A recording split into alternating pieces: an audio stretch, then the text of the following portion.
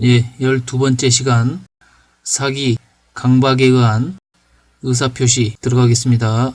민법 제110조 제1항에서는 사기나 강박에 의한 의사표시는 취소할 수 있다 라고 규정을 하고, 제2항에서는 상대방이 있는 의사표시에 관하여 제3자가 사기나 강박을 행한 경우에는 상대방이 그 사실을 알았거나 알 수 있었을 경우에 한하여 그 의사표시를 취소할 수 있다 라고 규정하고 있으며, 제3항에서는 전 2항의 의사표시는 선의의 제3자에게 대항하지 못한다 라고 규정을 하고 있는데요.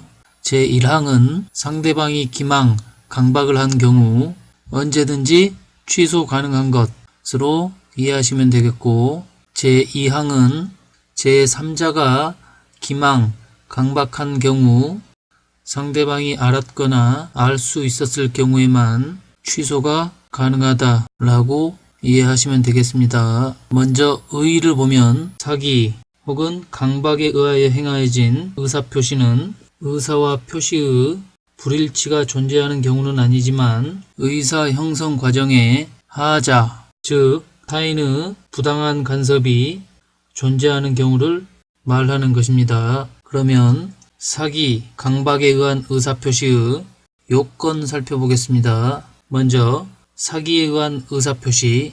사기에 의한 의사표시에 있어서는 우선 사기자의 고의가 필요한데요. 이 고의는 표의자를 기망하여 착오에 빠지게 하려는 고의가 필요하고, 또 표의자로 하여금 위 착오에 기하여 의사표시를 하게 하려는 이단의 고의가 필요하다고 하겠습니다. 사기에 의한 의사표시에 있어 필요한 요건 두 번째는 기망행위가 되겠는데요. 표의자에게 그릇된 관념을 가지게 하거나 그러한 관념을 강화 또는 유지하게 하는 모든 것이 이에 해당한다고 할 수가 있겠습니다. 그런데 부작위, 즉 침묵도 기망행위로 될 수 있는지가 문제되는데, 신의칙 및 거래관념에 비추어 어떤 상황을 고지할 법률상의 의무가 있음에도 불구하고 이를 고지하지 않음으로써 표의자에게 실제와 다른 관념을 이야기, 강화, 유지하게 하는 경우에는 기망행위가 되는 것으로 해석이 됩니다. 그렇다면 어떠한 경우에 기망행위로 보았고 또 어떠한 경우에 기망행위로 보지 않았는지 판례를 통해서 알아보도록 하겠습니다. 매도인의 기망에 의하여 타인의 물건을 매도인의 것으로 잘못 알고 매수한다는 의사표시를 하였고, 만일 타인의 물건인 줄 알았더라면 매수하지 않았을 사정이 있는 경우 매수인은 매매계약을 취소할 수 있다 라는 것이 우리 판례 입장이죠. 다음 판례, 백화점의 변칙 세일 광고를 우리 판례는 기망행위로 보았는데요. 예를 들면 상품의 판매 가격을 실제보다 높이 책정한 후에 이 가격을 기준으로 할인 가격을 정하여 실제는 상품의 정상 가격으로 판매한 사안에서 이러한 변칙 세일은 물품 구매 동기에서 중요한 요소인 가격 조건에 관하여 기망이 이루어진 것으로서 그 사술의 정도가 사회적으로 용인될 수 있는 상술의 정도를 넘어선 위법한 것이다 라고 판시하여 백화점의 변칙 세일 광고를 기망행위로 본 판례입니다. 다음 판례, 아파트 분양자가 수분양자에게 아파트를 분양하면서 인근에 공동묘지가 조성되어 있는 사실을 고지하지 않은 경우 우리 판례는 부작위에 의한 기망행위에 해당한다 라고 판시하였는데요. 판례 여지 살펴보겠습니다. 재산적 거래관계에 있어서 계약의 일방 당사자가 상대방에게 계약의 효력에 영향을 미치거나 상대방의 권리 확보에 위험을 가져올 수 있는 구체적 사정을 고지하였다면 상대방이 계약을 체결하지 아니하거나 적어도 그와 같은 내용 또는 조건으로 계약을 체결하지 아니하였을 것임이 경험칙상 명백한 경우 계약 당사자는 신의성실의 원칙상 상대방에게 미리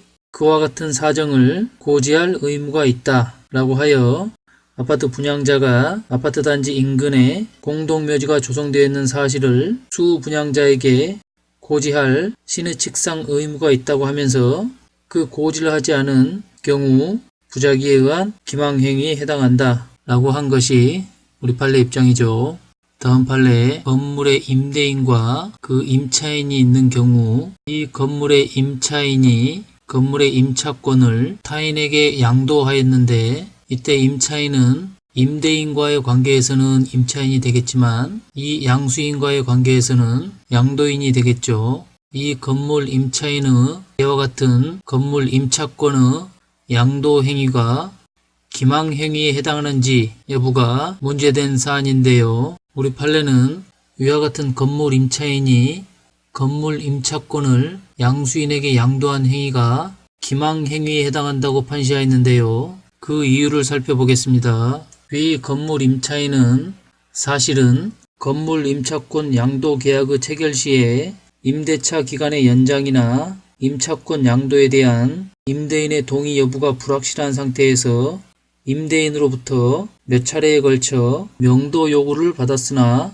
이 사실을 양수인에게 설명하지 않고 임차권을 양도했던 것입니다. 그래서 우리 판례는 위와 같은 건물 임차인의 임차권 양도 행위가 기망행위에 해당한다 라고 판시를 하였는데 판례 요지 살펴보겠습니다.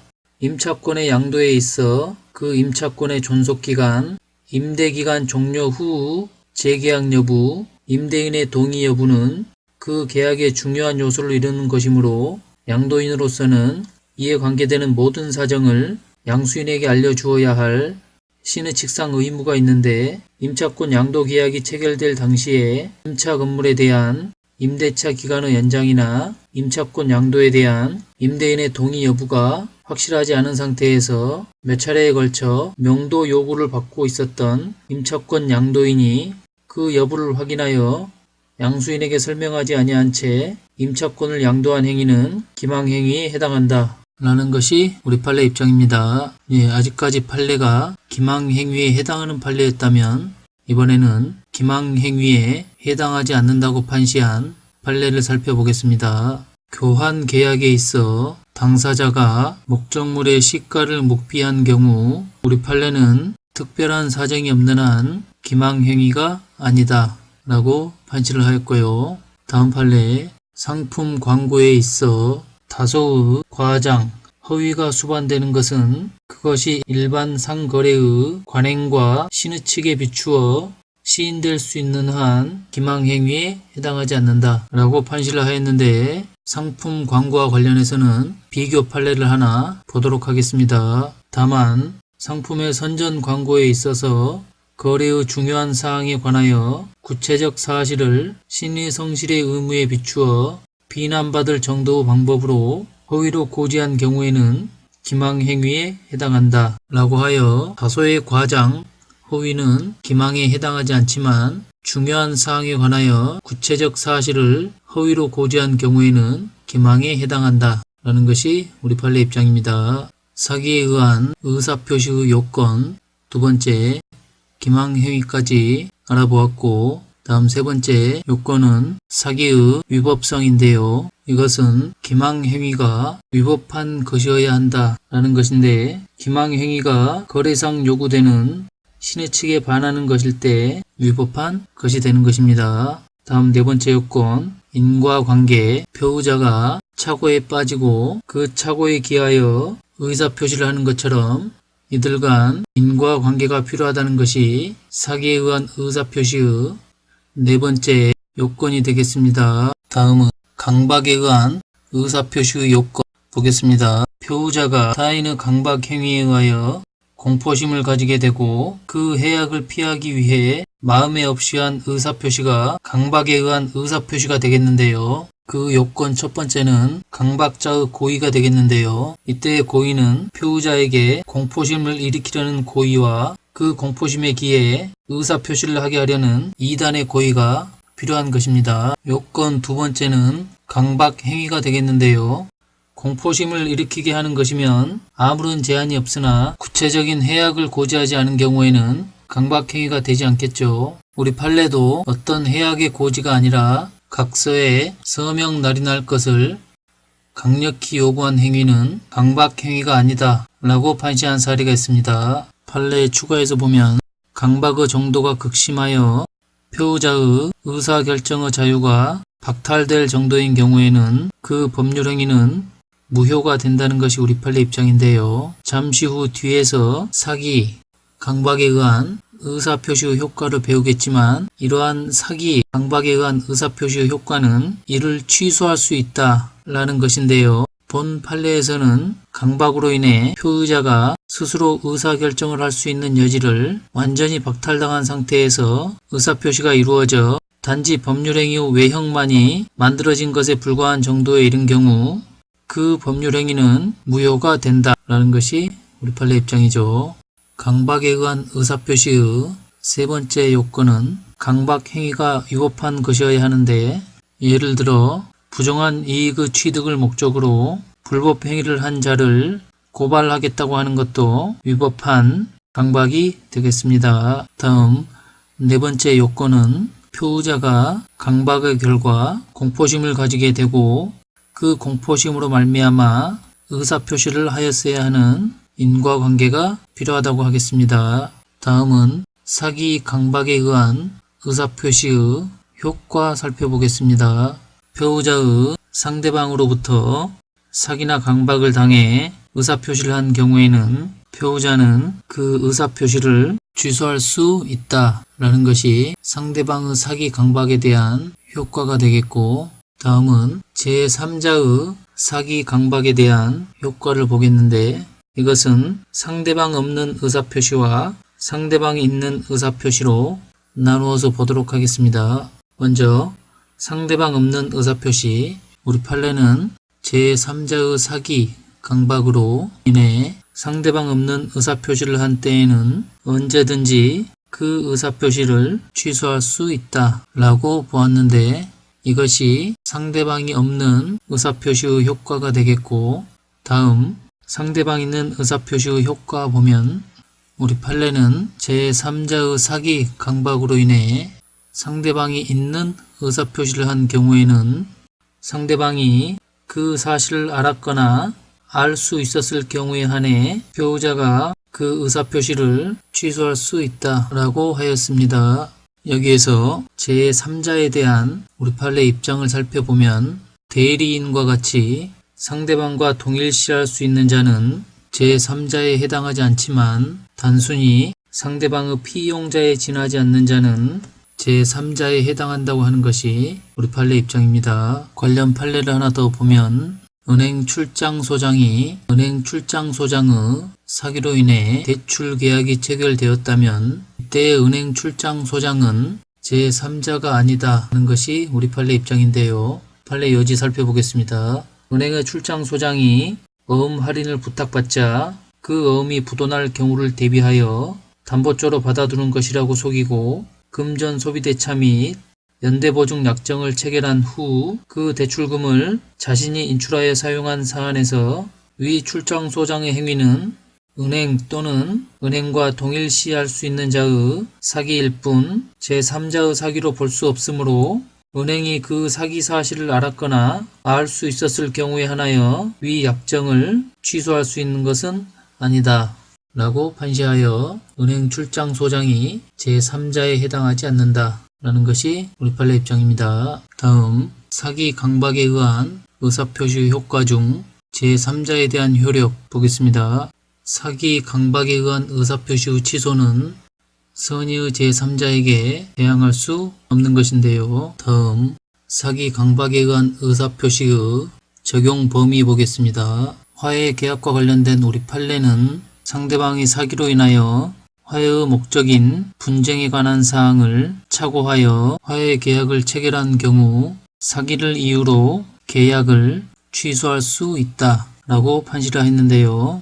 판례 여지 살펴보면 화해 계약은 화해 당사자의 자격 또는 화해의 목적인 분쟁 이외의 사항에 착오가 있는 경우를 제외하고는 착오를 이유로 취소하지 못하지만 화해 계약이 사기로 인하여 이루어진 경우에는 화해의 목적인 분쟁에 관한 사항에 착오가 있는 때에도 민법 제110조에 따라 이를 취소할 수 있다고 할 것이다 라고 하여 상대방의 사기로 인하여 화해의 목적인 분쟁에 관한 사항을 착오하여 화해계약을 체결한 경우 사기를 이유로 계약을 취소할 수 있다 라는 것이 우리 판례 입장입니다.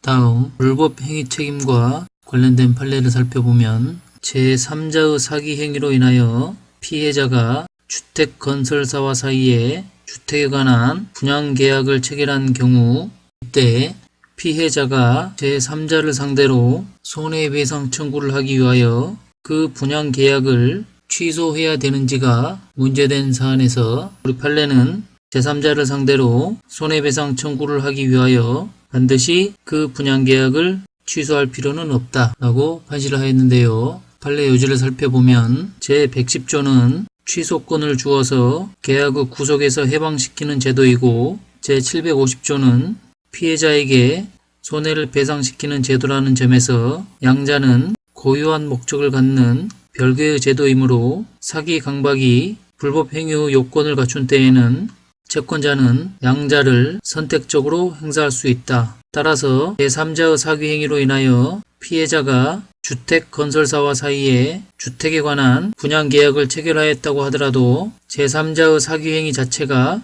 불법 행위를 구성하는 이상 제3자로서는 그 불법 행위로 인하여 피해자가 입은 손해를 배상할 책임을 부담하는 것이므로 피해자가 제3자를 상대로 손해배상 청구를 하기 위하여 반드시 그 분양계약을 취소할 필요는 없다라는 것이 우리 판례 입장입니다. 다음 적용 범위 세 번째 부당이득 반환과 사기 보겠습니다. 우리 판례는 법률 행위가 사기에 의한 것으로서 취소되는 경우에 그 법률 행위가 동시에 불법 행위를 구성하는 때에는 취소 효과로 생기는 부당이득 반환 청구권과 불법 행위로 인한 손해배상 청구권은 경합하여 병존하는 것이므로 채권자는 어느 것이라도 선택하여 행사할 수 있지만 중첩적으로 행사할 수는 없다라는 것이 우리 판례 입장입니다.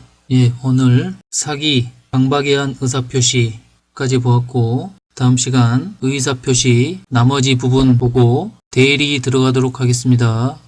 수고하셨습니다.